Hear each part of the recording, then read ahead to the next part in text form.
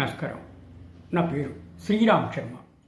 ఢిల్లీలోని ఒక senior advocate మీద పరువు నష్టం కేసు వేశాడు, క్రిమినల్ కేసు. ఒక వ్యక్తి వికాస్ పాశ్వా, ఆ సీనియర్ అడ్వకేట్ పేరు.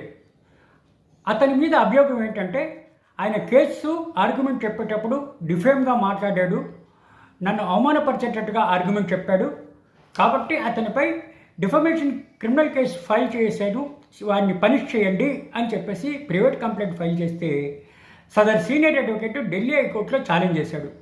ఇది ఇద్దరు జడ్జి ధర్మాసనం దగ్గరికి వచ్చింది. Justice Rajiv Shakdher, justice Amit Bansal.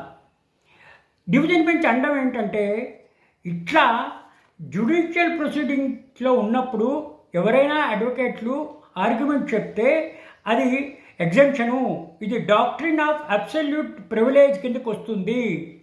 ఇట్లా ఏదైనా అడ్వకేటు ఆర్గ్యుమెంట్ చెప్పేటప్పుడు, హీటెడ్ ఎక్స్చేంజ్లో ఉండేటప్పుడు ఏదైనా ఆర్గ్యుమెంట్ చెప్తే అది అవమానకరంగా కానీ, డిఫమేషన్ కానీ, అఫెన్సివ్గా కానీ తీసుకోవడానికి వీల్లేదు. ఇది ఎందుకు అంటే, ఇది కోర్టులో ప్రొసీడింగ్ జరుగుతున్నాయి, ఇది డిఫమేషన్ కిందకి రాదు. ఇది ఏదైనా చేయాలంటే ఇది డాక్ట్రిన్ ఆఫ్ అబ్సల్యూట్ ప్రివిలేజ్, ఇది సదరు అడ్వకేట్ గారికి ఇచ్చిన హక్కు.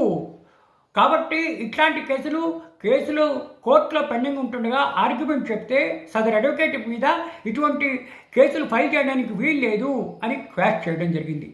ఈ కేసు ద్వారా మనకి తెలిసేదేంటి, సపోజ్ ఎవరైనా అడ్వకేటు కోర్టు హీరింగ్లో హీటెడ్ ఆర్గ్యుమెంట్ చేసి ఏదైనా మాట్లాడితే ఆ మాటల్ని పట్టుకుని డిఫేమ్ అయ్యాను, డిఫమేషను, పరువు పోయింది అని పరువు నష్టం కేసు ఐదర్ సివిల్ కానీ క్రిమినల్ కానీ వేయడానికి వీలు లేదు అని ఈ డివిజన్ బెంచ్ తీర్పే చెప్తుంది. ఎందుకంటే ఇది ప్రివిలేజ్, సదరు అడ్వకేట్ గారికి చట్టం ఇచ్చిన హక్కు ఆర్గ్యుమెంట్ చెప్పచ్చు.